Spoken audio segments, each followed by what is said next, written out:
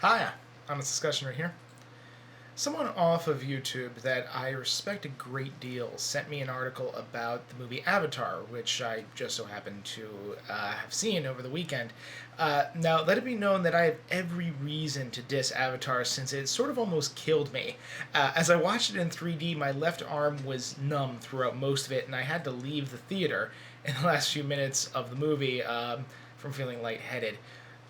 While I thought I might be having a heart attack, I later found out that it was actually from the 3D and that my life wasn't in any immediate danger. It was a harrowing experience, but some Sam Adams cleared any of that up. Besides my experience with the 3D, I found that the movie was definitely as visually stunning as everyone had said it was. And I thoroughly enjoyed the story it told, and the whole world that was created for it. I did feel as though the 3D was a distraction from the movie, and I felt this way before I thought I was going to die. That while it was beautifully done, it looked very cool, but it kind of took you out of the moment and made you focus on the 3D effects rather than the nuances of the storyline. Now, all of this actually has nothing to do with the article I was sent, though. You can read the article for yourself, link in the sidebar, but I'll be going over the main points here. You're going to have to note that I will be giving spoilers, so viewer beware. Avatar opens up on a marine named Jack Sully, who, due to an accident, lost the use of his legs. Now, his twin brother dies in a mugging, and you quickly find out that Sully is the only person who can replace him on a mission to another planet. The mission involves remotely operating an alien body called an avatar that was grown by combining Sully's brother's DNA, which is identical to Sully's, and that of an alien race called the Na'vi that are indigenous to the new planet. The purposes of these avatars are so that the humans can look like the Na'vi and gain their trust in order to diplomatically negotiate with the alien race, which happen to have built their home on on a very rare mineral that humans want to mine. Now, Sully is given a different mission, which is to gather intel to better remove the Na'vi by force. The movie has been called Dances with Aliens, and that it is just like Dances with Wolves, only aliens instead of Native Americans, and that description is rather apt, I have to say. Now, the article in question attempts to argue that Hollywood should stop making movies like Avatar, or more specifically, that white people need to stop making movies like Avatar. The author argues that Avatar is the epitome of what she describes as the white guilt fantasy about race. She describes the fantasy as it being not just a wish to be absolved of the crime whites have committed against people of color. It's not just a wish to join the side of moral justice in a battle. It's a wish to lead people of color from the inside rather than from the oppressive white outside. She argues that the main character of Sully is wholly unnecessary to the movie. That instead of having Sully assimilate into the Na'vi culture and become one of them, eventually he helping them fight off his former race, they could have instead focused on a real Na'vi who encounters crazy humans who are bad for the environment and trying to force them off their land, and instead fight them off, and nothing would have been lost from the movie. In fact, it would have been better, according to the author, as it really would be a movie about people of color and not about white guilt. Now, these arguments rest upon a number of false assumptions. The most important of those being the assumption that Avatar was ever supposed to be about the Na'vi, or that it somehow deserved to be about the Na'vi. That a story about race, as told from a perspective other than that of the oppressed, is somehow inherently inferior in both impact and message.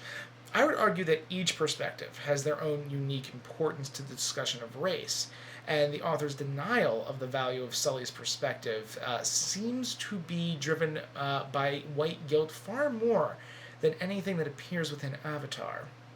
The author is right that the audience is meant to connect with the white male character of Sully, but fails to recognize the importance of such a connection, chalking it up as a cheap ploy to make the movie more relatable to its American audience. However, what you are connecting to in Sully isn't merely a white man leading a tribe of natives to victory, but you are introduced to the moral dilemma of doing what is right versus going along with the group. And that's an important factor in race relations. Had the movie gone as the author had wished, and the story been about a Na'vi warrior fighting back against its oppressors, this moral issue would be lost, and the morality of the movie would be downgraded from Dances with Wolves to Independence Day. Instead of promoting fighting for what is right and speaking out against members of your group that are oppressing others, the movie would promote an us versus them mentality, as it focuses the violent conflict between the two parties.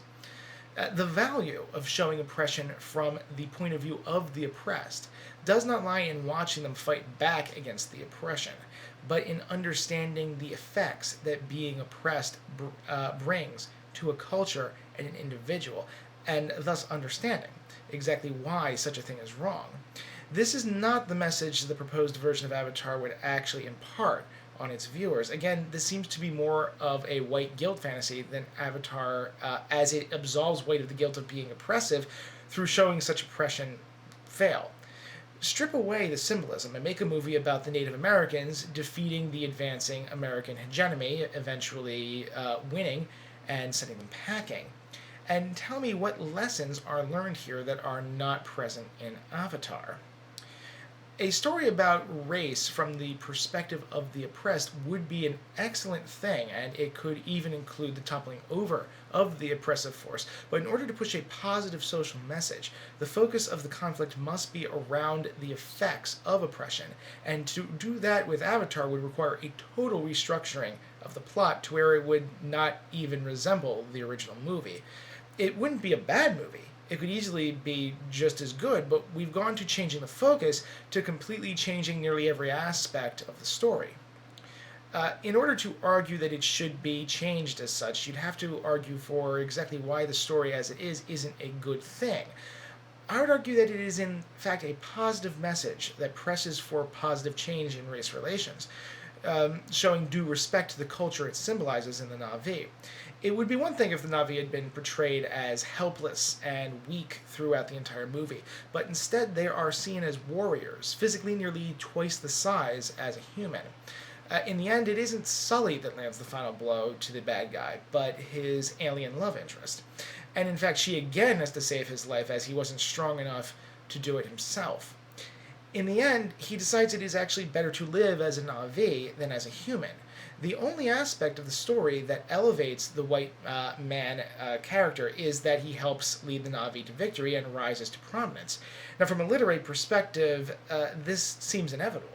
The purpose for Sully being the main character is to develop the moral problems I discussed earlier, and since he is the main character, it is only natural that he does what all main characters do in any movie, regardless of their race or gender, which is save the day.